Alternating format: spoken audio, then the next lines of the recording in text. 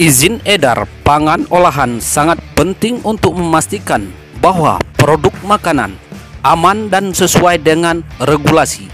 Bagi yang ingin memulai bisnis pangan olahan, penting untuk memahami dan mematuhi persyaratan yang ditetapkan oleh Badan POM. Assalamualaikum warahmatullahi wabarakatuh. Perkenalkan, kami dari Lokapom di Kota Sungai Penuh. Saya sendiri Anissa. Saya dengan Nurul. Saya dengan Dira. Kantor kami beralamat di Jalan Dusun Payung, Desa Karya Bakti, Kecamatan Pondok Tinggi, di Kota Sungai Penuh. Baik, kali ini teman-teman, kami bakal menjelaskan terkait registrasi dari pangan olahan di Badan POM yang akan dijelaskan oleh rekan saya. Proses registrasi di Badan POM itu sendiri, yang pertama kita ada syarat administrasinya nih. Syarat administrasinya itu yang terpenting Bapak dan Ibu harus perlu punya NPWP dan NIB. Jadi NIB ini bisa Ibu mendapatkannya dari oss.co.id. Kemudian yang kedua, untuk sarana prasarana tempat produksi pangan olahan Ibu sendiri itu minimal yang pertama harus terpisah dari dapur rumah tangga. Yang kedua, untuk risiko rendah diperbolehkan di satu ruangan khusus. Namun untuk produksi yang seperti frozen food atau risiko tinggi lainnya seperti produk olahan, itu Bapak dan Ibu harus memiliki rumah khusus untuk tempat produksinya. Kemudian yang selanjutnya untuk alur registrasi, jadi kita di sini ada 3 tahapan. Tahapan yang pertama itu adalah pendaftaran di oss.co.id.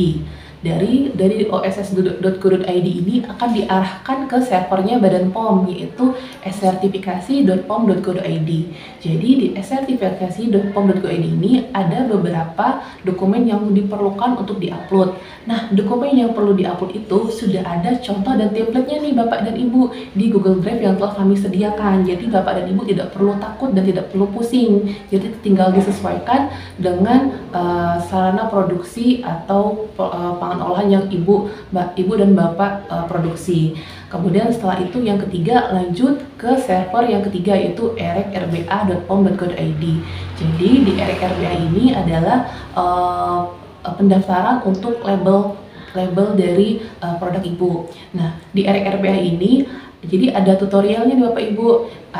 Bapak dan Ibu bisa lihat di siripo.pom.go.id. Jadi di Siripo itu ada simulasi yang bisa Bapak dan Ibu lihat atau contoh sebelum pendaftaran produk. Nah, setelah 3 tahapan itu kita keluar yang namanya PB Unku, yang kalau dulu disebut dengan nomor izin edar, sekarang disebut dengan PB Unku produk. PB Unku produk ini itu adalah nomor izin edar Bapak dan Ibu yang bisa digunakan untuk dipajang di label. Oke. Untuk Bapak Ibu sekalian, jangan takut untuk mendaftarkan produk Bapak Ibu di Badan POM. Semuanya sudah dipermudah. Selain itu, untuk UMKM ada diskon 50%. Oke, terima kasih.